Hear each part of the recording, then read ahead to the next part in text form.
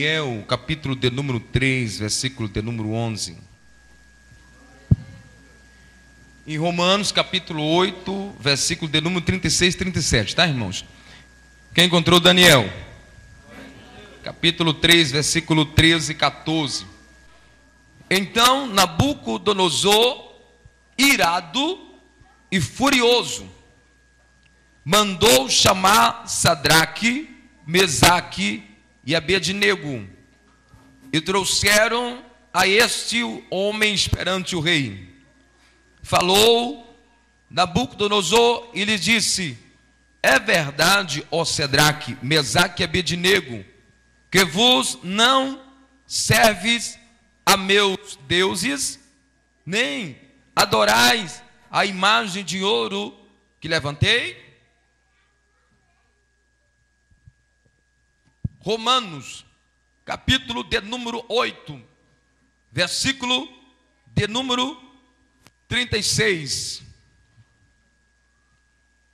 Como está escrito: por amor de ti somos entregues à morte o dia todo. Fomos considerados como ovelhas para o matadouro. Em todas essas coisas, porém, somos mais do que vencedores, por meio daquele que nos amou. Se assente aí em nome de Jesus.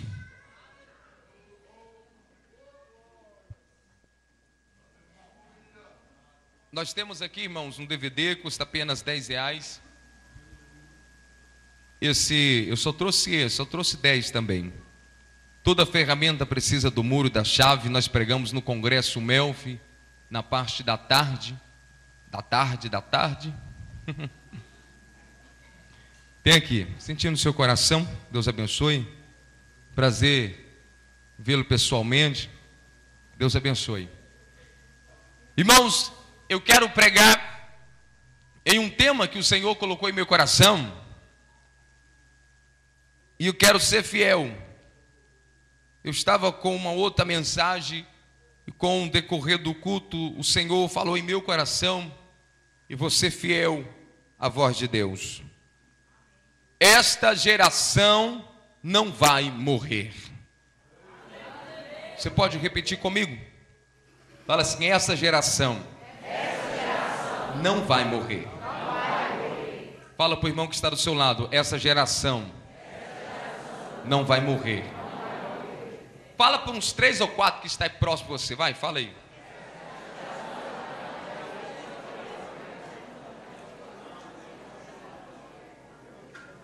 Irmãos, dia 4 de janeiro agora faz 9 anos que o Senhor me chamou como pregador do Evangelho. E nos meus primeiros meses, primeiro ano, me disseram que eu ia morrer. Então vai fazer 9 anos, eu ainda estou vivo. Que Deus tem essa noite é muito forte, tá, irmãos? Aproveita, se você não gosta de mensagem forte, que Deus tem aqui é muito forte, vai para casa assistir aquela novela Gabriela, né? Gabriela? Como é que é aquele trem lá? Mas não vai não, tá? Fica aqui. Deus tem uma mensagem para o teu coração. Talvez os irmãos estão nos perguntando aí o que tem a ver com o livro do profeta Daniel, que leva a Romanos, aonde o apóstolo Paulo dá para mim e para você uma lição de vida. O apóstolo Paulo dá para mim e para você uma lição de crente. O apóstolo Paulo dá para mim e para você uma lição de adoradores que adoram ao Senhor em espírito e em verdade. E essa lição que o apóstolo Paulo escreveu aos Romanos, capítulo 8, ele por demais, ele é muito interessante, mexe com o coração do leitor da Bíblia Sagrada, que lê, que medita, que para perante essa escritura, quando ele termina de ler, ou ele está chorando, ou ele está com lágrimas nos seus olhos, ou ele está com o coração palpitando. Quando você olha e lê o que o apóstolo está falando para os demais irmãos, essa palavra mexe com o coração da igreja. E haja visto, é por isso que até hoje, quando nós lemos essa palavra, ela traz ao nosso coração, ou você para um minuto para você pensar como você está na igreja, você começa a tirar algumas lições dessa palavra. E eu conversando com Deus, ainda agora, e o Senhor falou para mim: Fábio, meu servo, essa geração não vai morrer. Eu falei: então me dê a palavra, e o Senhor me deu a palavra. E eu quero, irmãos, começar sobre alguns jovens que passaram no seu tempo momentos que aos olhos humanos era para eles ter desistido, aos olhos humanos era para eles ter parado, aos olhos humanos, pela circunstância que eles estavam vivenciando, era para eles ter olhado para trás e apostazado da fé, era para eles ter abandonado o Deus que eles servia, era para eles ter fraquejado. Mas eu quero trazer aqui um exemplo de alguns jovens para ser imitado, jovens para a gente imitar ele e trazer para a nossa vida. Qual o seu momento que a geração que ele passava, que eles presenciaram, eles não morreram em meio à sua geração e eles estão vivos até hoje na memória da igreja. Eu estava ontem reunido ali, nós estávamos reunidos na reunião do Melf aqui na sede, irmãos, e quando terminou aquele culto maravilhoso que teve ali ontem, o culto era para terminar meia-noite, nós saímos dali, era 2h30 da manhã, né, irmãos, que estavam lá.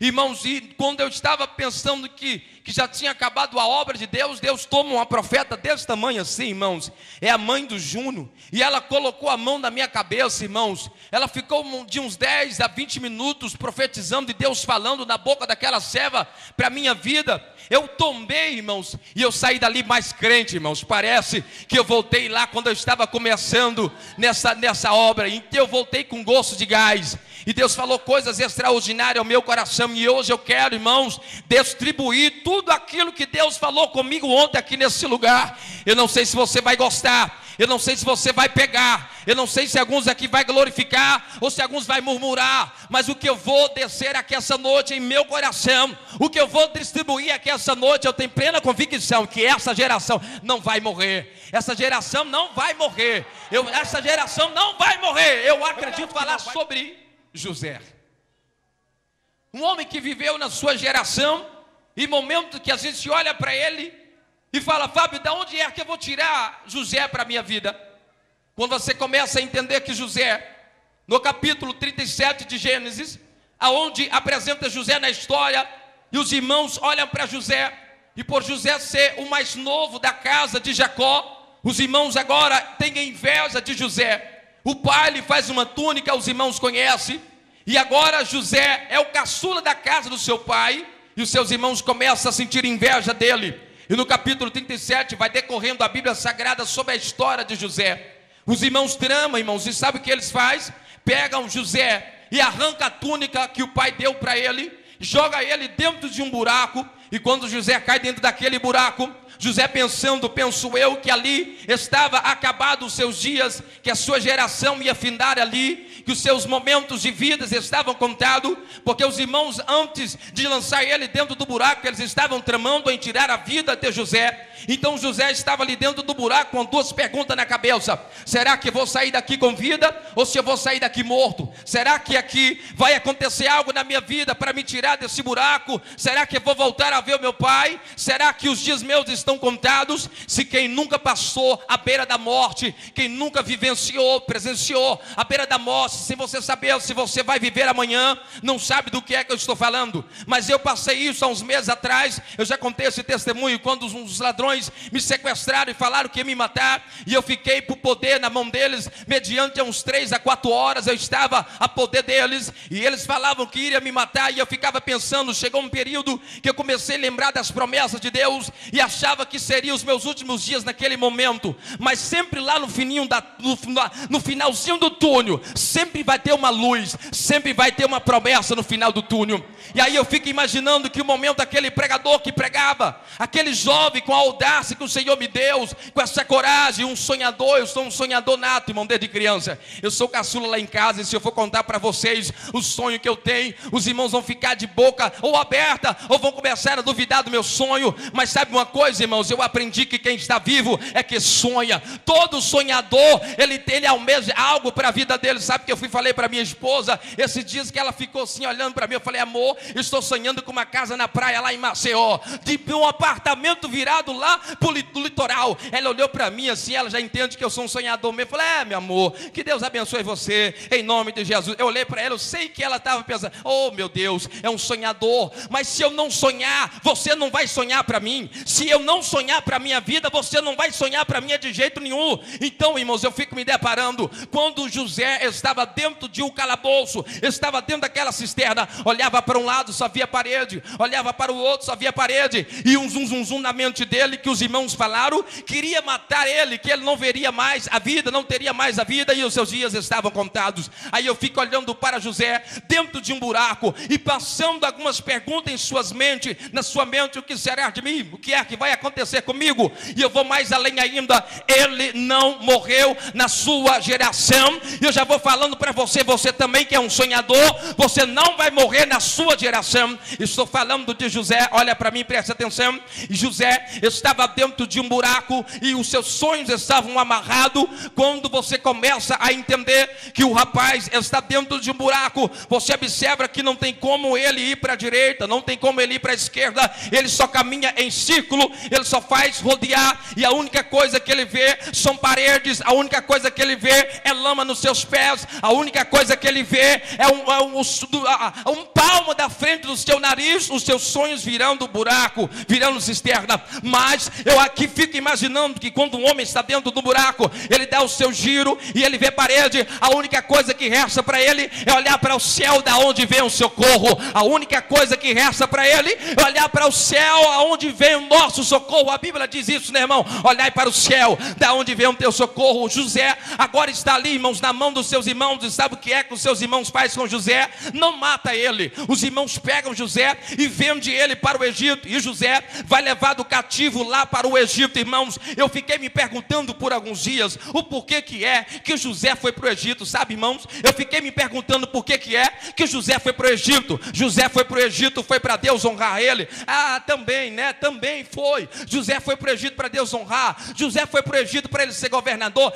Também foi. Mas eu descobri, irmãos, que José foi para o Egito, não foi para ele ser governador. José foi para o Egito, não foi para ele ser, irmão, trazer o sonho e a revelação para Faraó. Sabe o que é que levou José para o Egito? Sabe o que foi que levou José para o Egito? Quando observa aqui, analisa comigo, quando você começa a ler a Bíblia Sagrada e você observa no tempo de Abraão, os homens não adoravam mais ao Senhor, os homens estavam longe da presença de Deus, e Deus agora sai procurando um homem que tenha um compromisso com ele. Deus não encontra. Sabe o que é que me admira aqui, irmãos? Deus foi escolher um homem dentro de uma casa idólatra. Irmãos, Abraão não era filho de pastor, Abraão não era filho de profeta, Abraão não era filho de juiz, Abraão não era filho daqueles que serviam ao Senhor. A Bíblia diz que Abraão, ele era filho de um construtor de deuses. E quando você começa a ver na Bíblia Sagrada, construtor de deuses, eles são amaldiçoados por Deus. Mas quando eu começo a olhar pela Bíblia Sagrada, eu entendo: se Deus procura aqui e ele não encontra, Deus vai procurar lá fora alguém que vai ouvir a sua voz